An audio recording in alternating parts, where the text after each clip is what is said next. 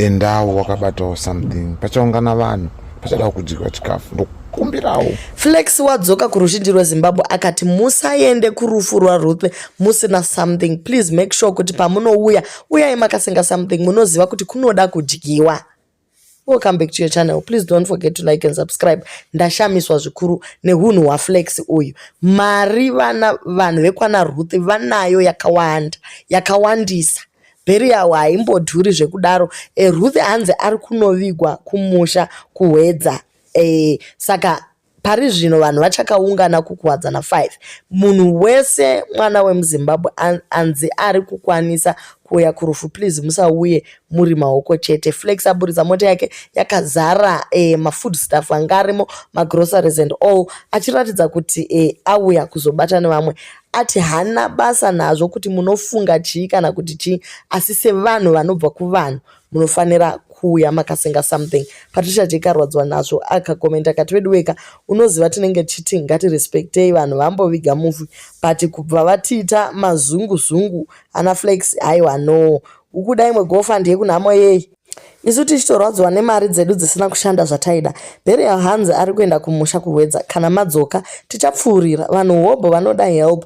Imi makawana help kuUZ, kuSDA, kuAustralia, UK, social media nitosvika yese 200,000. Apa makuti tidini musade kutinzwa muri maskema imimi. Hatidi zvinhu zvemadhisinyongoro. Moda kuti tiuye kurufuzve takasenga something chechi vedwe. Hatiziviwo kuti vanhu ava vari kumbonyanyoda chii. Vamwe ndo vari kuti uyu ndistuntman uyu tatojaira anoita kunge ari kutoacta zvake kunge kadrama so. Mari yekuviga Ruth vanayo avo. Batawo something kuita sei kwacho. Tiri kuuya kunhamo ikoko kuzodya chikafu chakabikwa nemaprofessional chefs akabhadharwa nemi nemari dzedu. Kumari yetakakupai iripi? You guys munoona sekuti vanhu havafunge. And that's why vamwe vanhu vasingazodi kubatsira. Mari yese yakabviswa yakashandei.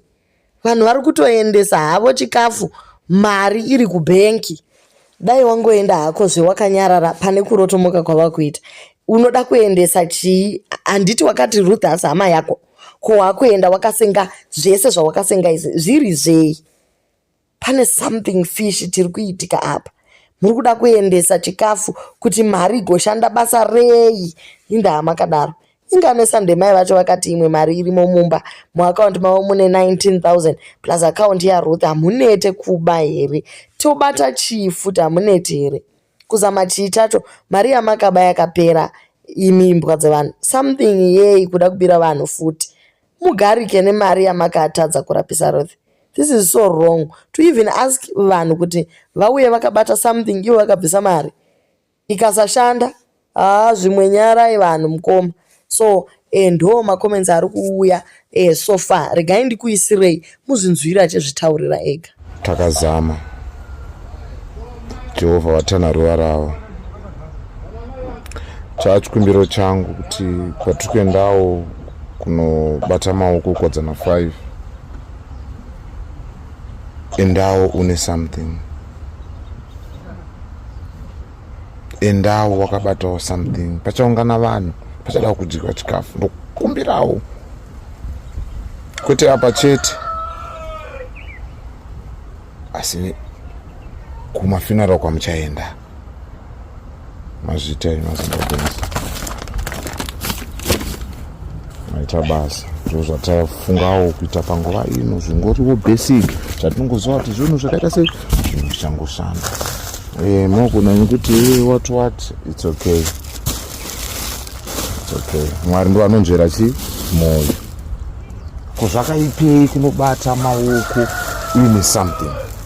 Ndozvatangokwanisawo panguva ino. Imwe mukakwanisawo zvamunokwanisawo tichingodaro tese nyika yedu inoendeka. Twane peace, love and harmony. Tubatirana pamwe chete. Maita basa. Rest in peace, Ruth. mangozvinzwira mashoko aflex ari kuti iyi hazviiti kuti uinde uri empty handed, whether wakabvisa mari kana kuti hauna kubvisa mari hazviiti. Kana waenda kurufu nyika yedu is going to be a better place kana tichikonzida kuti vanhu vachada kudya tiindewo takasenga something. So anga achiburutsa hake chikafu chake, zvingwa, matishu, inonzi hupfu, like groceries dzakangowanda.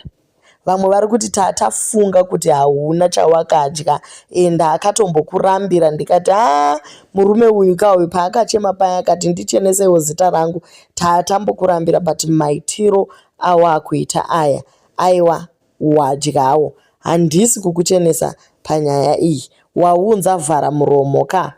Munhu akashaya munhu ukashaya nyadzi unoita seusina kukwana mubrain. Mari yakadhonetwa haina chayashanda, makuda kuramba muchingwavha chiko naivedwe. Ko mari yaiswa kupi? Love and peace yamuri kutaura mukoma flex munoiziva here? Love and peace ndeyekuti mutore mari mobhadhara mwana oenda kuchipatara. Zvimwe zvese rangova drama ramakuita iri. Flex ari kuramba achitsimbidzira akati takaita pedu, takazama Ruth, zorora hako murugare. Mukoma vari kuti vakazama wavo, asi nguva ndo isina kubatika. I am sorry, I think next time mari ngadzisvikire mumaoko ari right.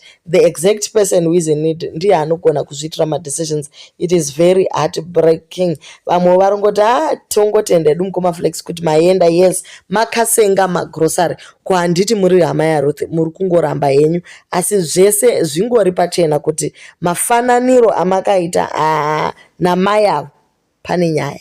Coach Glady vangoti ivo yavo contribution $100 yavakaisa paGoFund, shandisa iyoyo, isusu hapachina chimwe chatichakwanisa kuita. Munhu tichinyanyisa kuchemera ndiye asisipo, imi chero mukafa nenzara zvichine basa rei.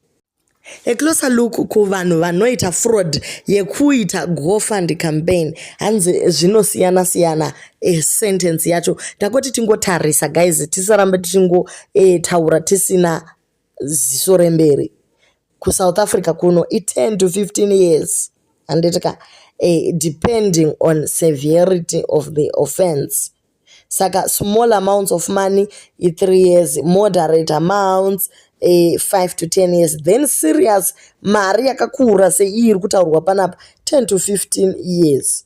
Yes, so ndo zvinogona kuitika izvi. GoFund yacho vane avowo rules and regulations anoiswa on the people that organized the campaign. Akatanga wacho iyeye ane yakewo sentence iri different. Kozoitawo vanenge vari mabeneficiary acho vanozoita fraud dzacho idzodzo variko kuma 10 to 15 years ikoko. Saka guys pachachemwa. Kana vachinge vabatwa vaine mhosva semainvestigatorwo azviri kuitiwa, guys handikunyeperei, zvichanakidza pano paHarare nhaika. Okay, so tichange tichingokupai zviri kuitika kuKambuzuma extension 5. Izvo zvichirega tigeze timanye ikoko tinoungana nevamwe tione kuti zviri kufamba sei.